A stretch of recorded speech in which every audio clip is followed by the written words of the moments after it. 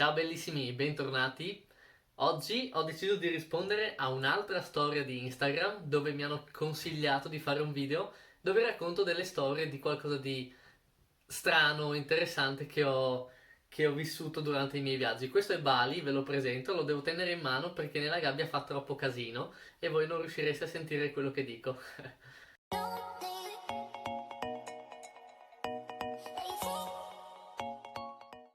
Ho deciso di raccontarvi una storia di una cosa che mi è capitata mentre ero in Giappone. Come sapete, io viaggio molto low cost, quindi cerco di spostarmi attraverso ostelli e quando riesco tramite Couchsurfing. Per chi non lo sapesse, è un'app che permette alle persone di ospitare ed essere ospitati gratuitamente, solo per lo scambio culturale, quindi per il piacere di farlo e di conoscere nuove persone. E scusate, mi distrae. Cos'è successo? Ero in Giappone e stavo cercando un alloggio per Kyoto.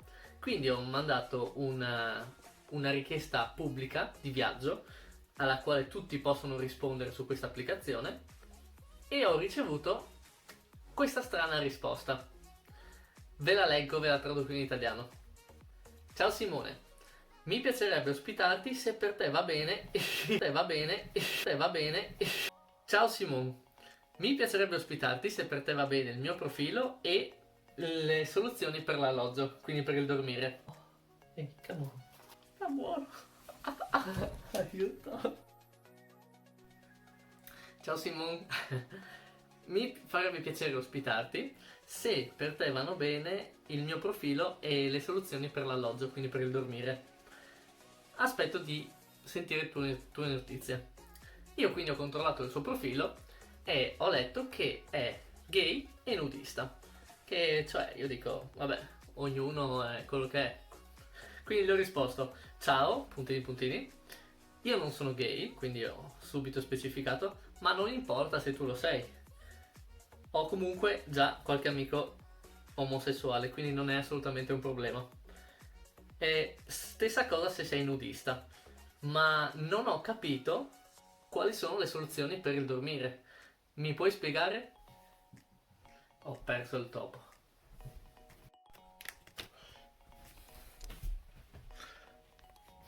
Ma ti pare?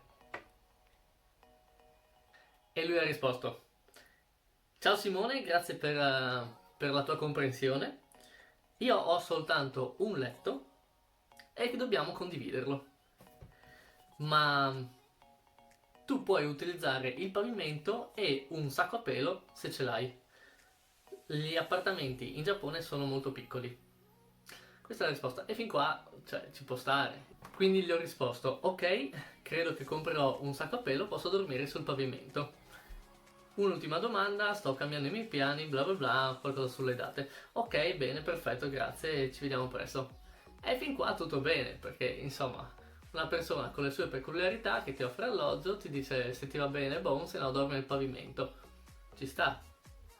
Poi però ha continuato su WhatsApp a questo punto perché ci siamo scambiati i numeri per rendere la comunicazione più semplice e mi ha scritto bla bla bla bla bla sulle date e poi è arrivato al punto. Do you okay with sleeping arrangement? Scusate, sei d'accordo con le soluzioni per il dormire o dormirai sul pavimento? Quindi di nuovo. E io gli ho risposto, ho acquistato un sacco a pelo, quindi dormirò sul pavimento. È perfetto. E lui ha risposto con la faccina triste, tipo, che già è un po'. Mm,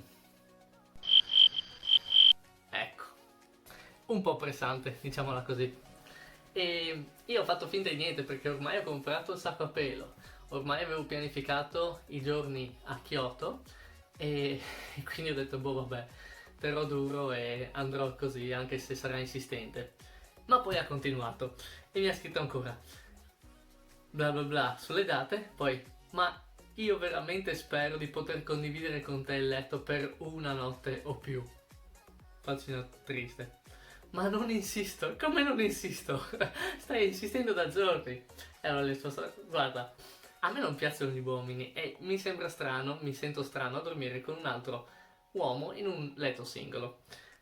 Non ti giudico, ma non sono gay, quindi per piacere smettila di chiedermelo. Possiamo vedere la città, parlare, bere insieme, ma nient'altro. E di nuovo facciamo così. E come è andata a finire? Alla fine sono andato in un ostello. Ecco, questa era la mia breve storia divertente. Spero vi sia piaciuta, spero abbiate sorriso. Chiaramente voglio sottolineare, io non ho nulla contro le persone omosessuali, è il modo in cui ti poni. E detto questo, dato che il video è molto corto, vi inserirò anche un piccolo video che ho fatto per questo piccolo scoiattolo in miniatura che